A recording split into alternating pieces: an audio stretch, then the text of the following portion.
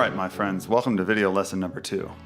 In this lesson, we're going to be discussing media importation, 3-point editing, overwrite versus insert edits, and using transitions. So we're going to start off with media importation. And we're going to be working with the first project of the semester, montage. So the first thing we're going to do is copy our template folder structure that we created in video lesson number 1 and rename it for use with the montage project. So we can either right-click on the template folder and choose copy, then right-click onto the desktop and choose paste item, and you can see that produces a copy. We can also select the folder and use Command or Control C and then click on the desktop and use Command or Control V to paste a copy of that folder. Now we'll rename it. Click in here and get rid of the 2 at the end, and then also replace template with montage.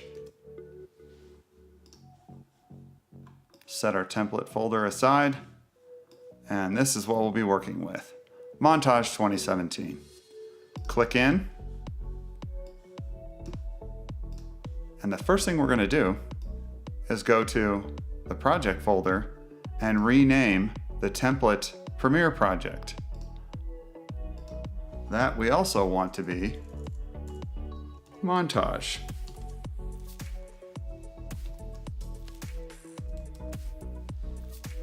And then we're going to change the date. In this case, we're going to go with September 1st, 2017. So the next thing we want to do is bring in the media that we are going to use for this project. Now in class, you'll probably get this from a shared server. In my case, I'm going to get it from an external hard drive that I have. Bring in this window here, and I'm going to go to the media folder where my various categories of media are stored. Select those. I'm just clicking in the white area, holding and dragging here to select them all. You can also click the top folder and then hold Shift and click the last folder and select all of them. Both of those methods work. And I'm going to click, hold, and drag them over to the media folder here in my montage project structure. Let go, and they will copy over. Let's get rid of this window. Okay, great. Now those are copied over. The next thing I want to do is get the music that I'm going to use with this project. And I'm going to be putting that music here in the MX folder. Okay, so in order to download some music to use in this project, I'm going to go to the freemusicarchive.org site. Switching over to Chrome, and that's freemusicarchive.org. And in this site, pretty much the easiest way to search for music is to go to genres here, the genres tab, roll over that, pops out with all these different genres that are available to you. I'm going to go for electronic. And inside the electronic genre, there are all these other different choices. Let's go for minimal electronic. And then in that category, and you can see it's spelled out for you here, there are many tracks. You can see just in that one category, 1,051 tracks. There are tens of thousands of different tracks available on this site. So I think you guys will not have much trouble finding music that will work for your projects. You can audition here by hitting the play button, and then once you find something that you like, just hit the download arrow here, and it will actually download to your downloads folder. Okay, so let's hide Chrome. Open up a new window. It's Command N for new window.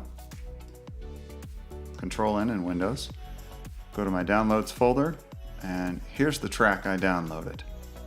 I'm immediately going to take that and move it to my music folder, the MX folder, in my montage project. Make sure that it's not left in downloads. If it had just copied over and there was still the original track here, I would delete it because I only want it to exist in my montage project folder, not in downloads. That way there's no way I can possibly be linking to my downloads folder for content that is in my project. The reason being that if I go to another machine, I will no longer have access to this downloads folder on this local machine, and I will have media offline. Not good. Closing that. Okay, so we've got media to work with and music to work with. Let's get into the project and start editing. Okay, so the first thing that we need to do is import our media and our music to our project. So I'm going to highlight the media bin and right-click and choose Import, or select the media bin and use the keyboard shortcut Command-I or Control-I for PC. That's how the cool kids do it. Either way, we'll launch this importation navigation window here, and I'm going to go to Desktop, Montage, Media, and select again my different categories of media here, my animals, city, miscellaneous, nature, waves. I'm going to select all those folders and click Import. Premiere will go to work bringing those files into the project. And here they are, nicely organized by Premiere. So you can see if I twirl down animals, there's all my animal shots, city, and so on. Next, I'm going to import my music.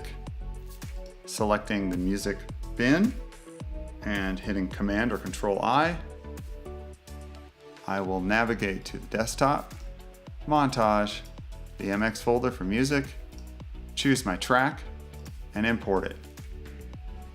Here it is. Excellent. So we've got our media imported as well as our music. So finally, the last step in this part of the process is to teach Premiere about the type of media that we're going to be using in this project. We want to have a sequence that matches the settings of this media. So we could actually go up to File, New, Sequence, and launch this scary window here and try and figure out what the best settings are to use with our media. But we're not going to do that. We're going to take a much easier route. Canceling that. And what I'm going to do is select a clip here, right click on it, and choose New Sequence from Clip. And that will automatically create a new sequence that is optimized to the type of media that we'll be using. So the first thing I want to do now is select the clip and delete it, because I don't actually want to use that clip at this point. I just wanted to create this sequence with the proper settings. The proper frame size, which is the size of the image in pixels. In this case, it's going to be 1920 by 1080, which is regular HD. And then also the proper frame rate, which is, you can see down here, is 29.97 frames per second. In essence, a 30 frame per second timeline. That's how fast it plays back. In 1 second, 30 frames of video are played back. Okay, so you can see here we have a new icon above the clip that I used to create the sequence. This icon actually is the sequence that we have created. So the first thing we want to do is rename this. And the name we're going to use is the same name as the project that you can see indicated on the Project Panel tab here. So I'm going to click in and match that name.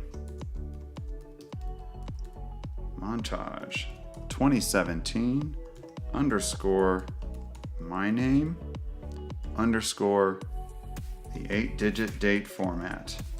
Year first, then month, then day. Now, this sequence is located in the animals bin inside of my media bin. That's not where it belongs. I actually want that sequence to be located in the sequence bin. That makes sense, right? So what I'm going to do is with my mouse rolled over the project panel here, I'm going to hit the tilde key, which is the key that is immediately below the escape key on the upper left portion of the keyboard. Whatever panel my mouse is rolled over when I hit that key will become full screen. Pretty cool. Okay, you can see whatever panel I roll over and hit that key, it becomes full screen. That's going to make it easier for me to see all of my bins. So I'm going to grab the montage sequence and drag it down to the sequence bin where it should be properly located. Hitting the tilde key again returns me to my standard view here. So now that we have a sequence created, we are ready to begin editing. So that completes the media importation portion of the lesson, and next we'll be moving on to 3-point editing. Okay, so to get started with 3-point editing, we're going to work with the music portion of the project first. Twirl down my music bin here, and I'm going to double click on my track, loading it into the source monitor. Now, this is the way I suggest you guys approach this project. Start with the music. Get the music edited into your timeline first, and then edit in the picture, okay? So being that the assignment is to produce something that is between 1 and 2 minutes long, you can see this song that's 3 minutes, 4 seconds, and 6 frames is going to be too long for that project requirement. So what I'm going to do is edit this song down. And I'd like you guys to do the same thing. Don't use the entire song, cut it down, or lengthen it if the song is too short, so that you have something that fits into the parameters of the assignment. So what I'm going to try and do is include a beginning, a middle, and an end to this song by cutting it up. So at the very beginning here, you can see I have my playhead here, and I can grab it and scroll through my song if I like. All right. But it's really difficult to be accurate in terms of lining it up to exact music points. So what I want to do is zoom in, get a closer view. And I'm going to do that by hitting the plus key that's right next to the rectangular, what I call the big fat delete key. That's in the right center portion of the keyboard. So I'm going to hit that plus key, and that will zoom me in. And I can zoom in quite a bit, all the way down to the level of 1 frame here, all right? Now if I want to zoom out, I'll hit the minus key that's right next to the plus key, and that'll zoom me out a bit. So now you can see it'll be easier for me to get my playhead lined up to the very first pulse of music here. Now I can also use the arrow keys, the right and left arrow keys, to move 1 frame at a time back and forth through the clip. So what I'm going to do is move forward in this clip until I hear the very first piece of this pulse of music. There it is. You can hear when I approach it and just touch it, I hear just the beginning. And that's where I want to identify the beginning portion of what I want to use here. And I'm going to do that by marking an in point, okay? And I'm going to do that by using the I key. And you can see when I do that, Premiere now has marked an endpoint saying this is where I want to begin using this clip. So I'm going to zoom out now and play through and find a place where I would like to make an edit and then find some other portion of the song to continue with. I think I'm going to go about, I don't know, 45 seconds or so in. Try and find a natural point to make an edit here. Let's see. Let's see what we got over here.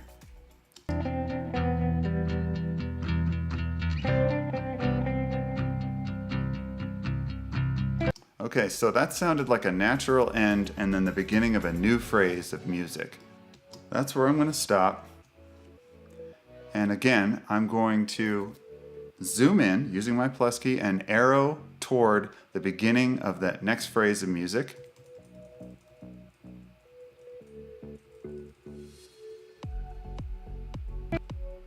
You can hear right there, that is the beginning of the next phrase. So I don't want this piece. I want to include everything before that, but not that. So I'm arrowing back by 1 frame and using the O key to now mark an out. So I've marked an in and an out. So far I have 2 out of the 3 points necessary for 3-point editing.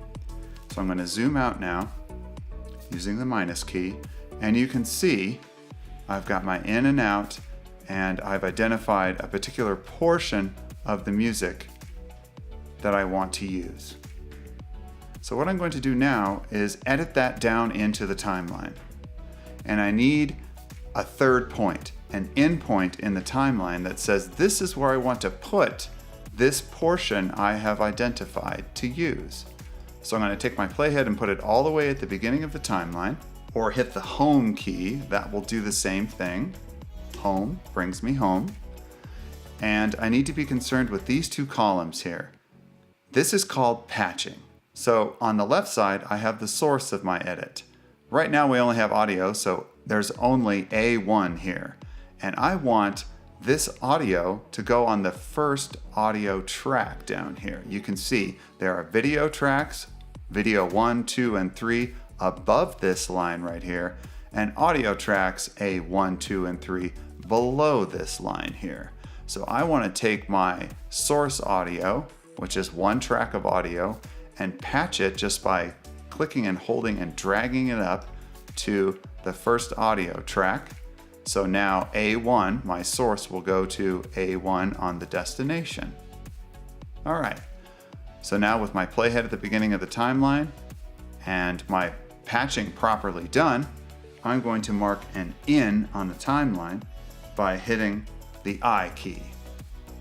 That tells Premiere that I want to take this portion that I've identified here and put it at this point that I've identified down here on the timeline. So now I have 3 points for my edit: 1, 2, and 3. So in order to make this edit actually happen, I'm going to use the Overwrite function, and I can use this button right here to make that happen, or I can do what the cool kids do and use a keyboard shortcut, and that is the period key. That will make this Overwrite edit happen. So I'm going to hit the period key, and you can see Premiere edits down that portion of the music to the timeline. Now it looks really small. I can also zoom in on the timeline by hitting that same plus key that I was hitting to zoom in on the source monitor. I'll hit home to go home, zoom out just a little bit with my minus key, and you can see here's my edited piece of audio. I can also expand the track itself by rolling between the 2 tracks here, between A1 and A2, until I get this little bar, grab hold of the bottom of A1 and drag it down to expand it. Now I can more easily see the waveform in my audio. So if I play now, you'll hear the portion that I identified. There it is, starting off with those pulses. Now I'm going to go to the end of the timeline where I marked my out in the source, and you'll hear the music end.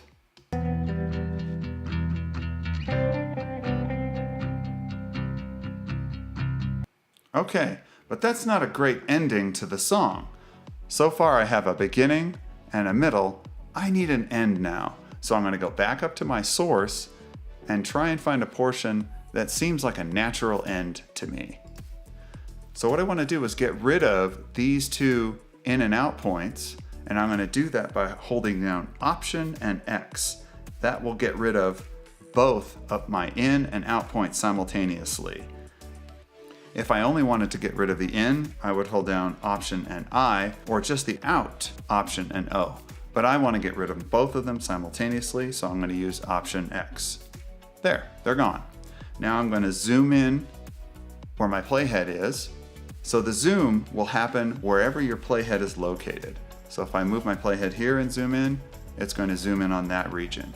If I move my playhead towards the end here and zoom in, it's going to zoom in on that region. So I think that I'd like to grab a portion of this end here to paste onto the end of what I have in my timeline to make a natural ending to my piece of music. So let's see what we have here.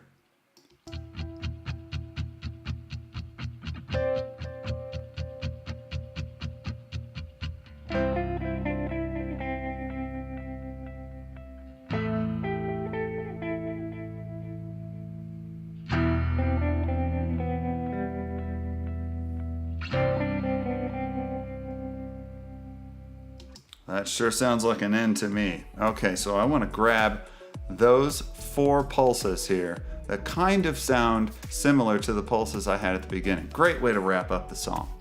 So I'm going to zoom in and mark an in at the beginning here. Now I'm going to arrow forward, same process I used before, to get to that very first piece of the part that I want to use.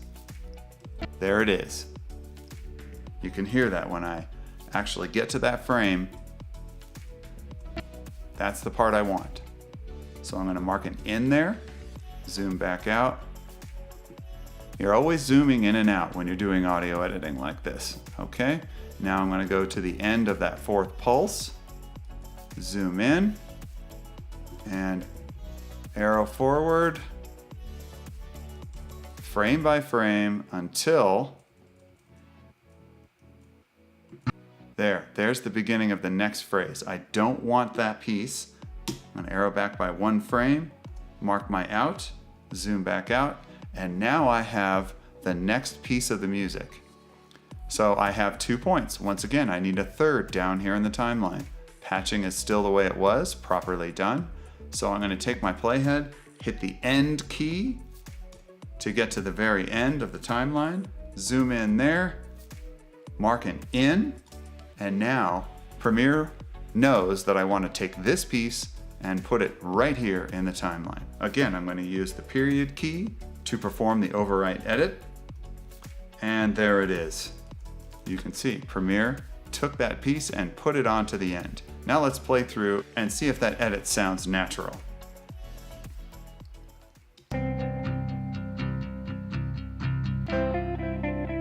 Sounds really good. There's a little bit of a click in there. You can hear a little click. So what I'm going to do is zoom in and repair that with a transition. I'm going to right click on the division between these 2 clips, this edit point, and apply default transitions.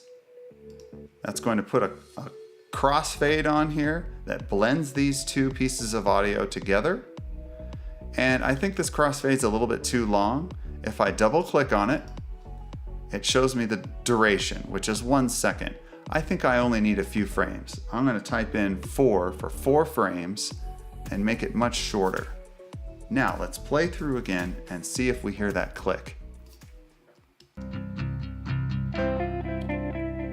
Not at all, totally smooth. One more time.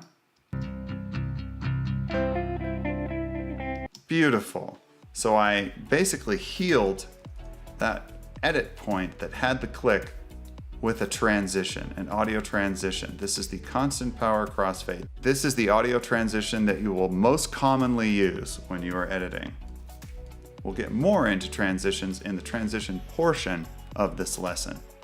So for now, we have our audio edited down into the timeline, and we're ready to start editing picture down now.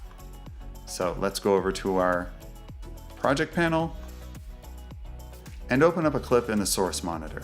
I'm going to double click on the Amazon macaw here. There he is.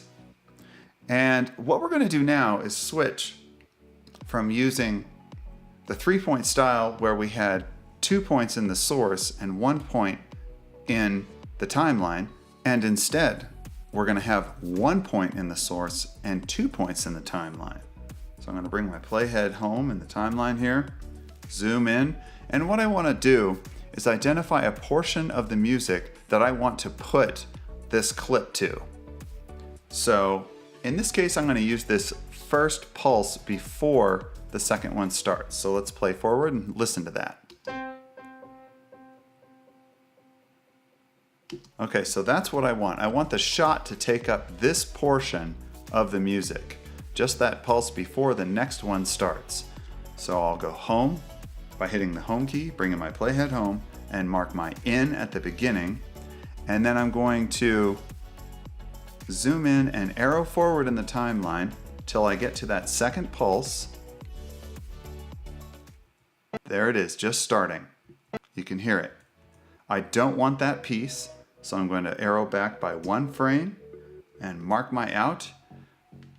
Zooming out again with the minus key, I can also see the entire portion of what is in my timeline at any given point by hitting the backslash key, which is the key that is very close to the plus and minus keys, right underneath that larger delete key. All right, so if I hit that backslash key, Premiere will automatically zoom to show me whatever is the entirety of the contents of the timeline. Pretty cool. So I'm going to zoom back in now so we can clearly see the portion that we're going to lay down picture to in our timeline. Now, up in the source, I want to identify where I want this clip to start. I only care about where I want it to start because Premiere will determine where it's going to end based on this span here that I've already identified in the timeline. So let's drag through here and see if there's anything particularly interesting that our friend the macaw does here. Oh, there's a wink. I think I like the wink. So I'm going to go to right before the wink happens, and I'm going to mark my in. Now I've got 1 point up here and 2 and 3 points down here. All right, 1, 2, 3, 3-point editing. Now, again, I need to make sure that I'm properly patched down here. V1 going to V1. If I wanted to lay this down on, say, video track 2, I would drag the source up to V2, and then when I edited, the clip would wind up on track 2. That's not what I want to do this time, so I'm going to go down to V1, V1 patch to V1, and hit the period key to make an overwrite edit. There it is. Now I've got the macaw laid down into the timeline for just the first portion of that music. Zooming out, let's play that back. There's the wink. And then black with the next pulse because there's no media there. So let's go and grab another clip.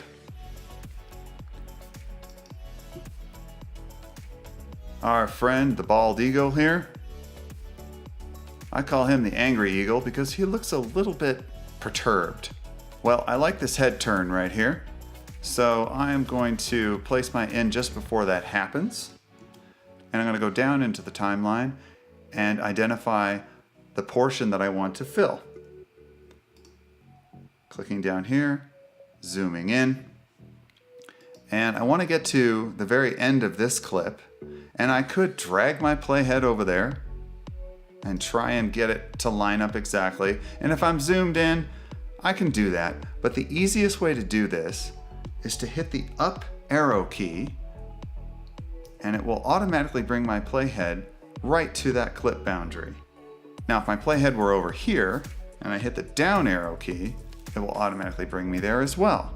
Pretty cool. And that works for all the tracks that you have turned on the destination side here, okay?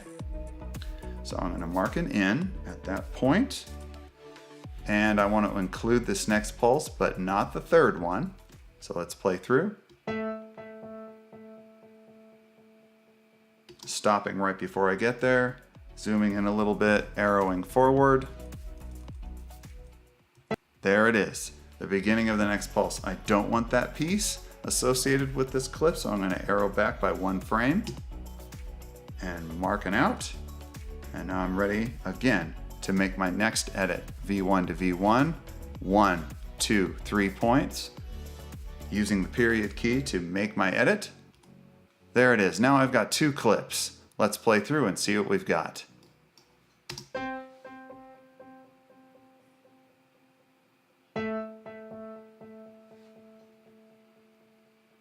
And again, back to black with the third pulse there.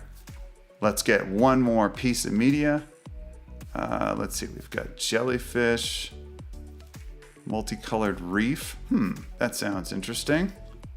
Yeah, look at these fish. All right, so find an interesting portion. I kind of like when the fish in the upper left there peeks around from this piece of coral. So I'm gonna mark my in just before he does that.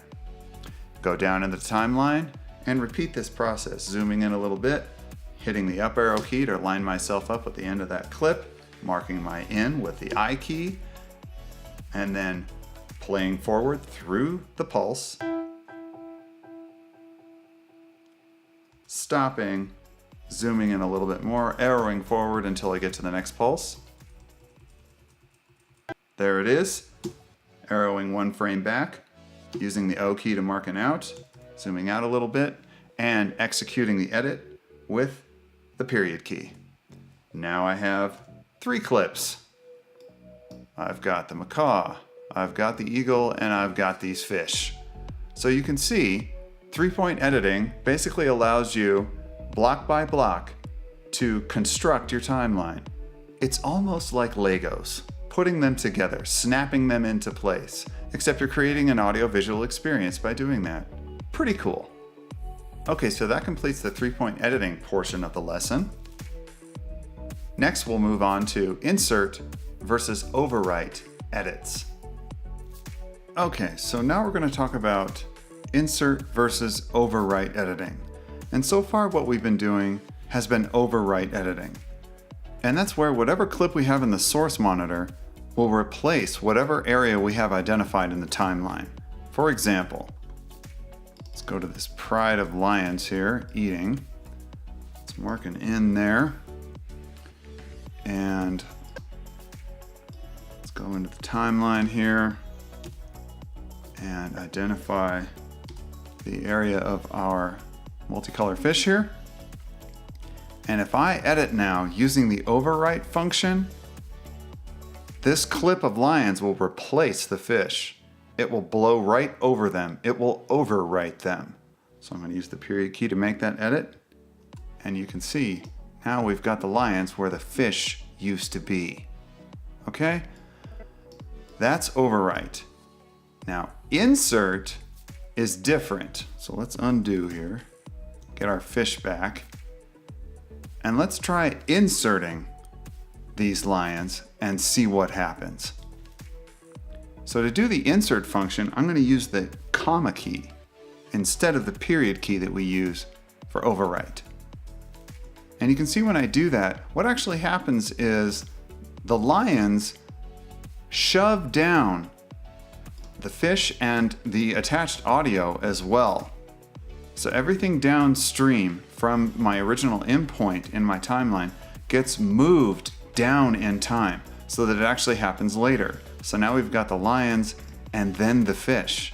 They have replaced where the fish were, but the fish have been shoved downstream. Now, obviously, I don't want my audio to be split like this. I just wanted to move the fish down. So how do I accomplish that? Well, there are a couple of ways. Let's undo.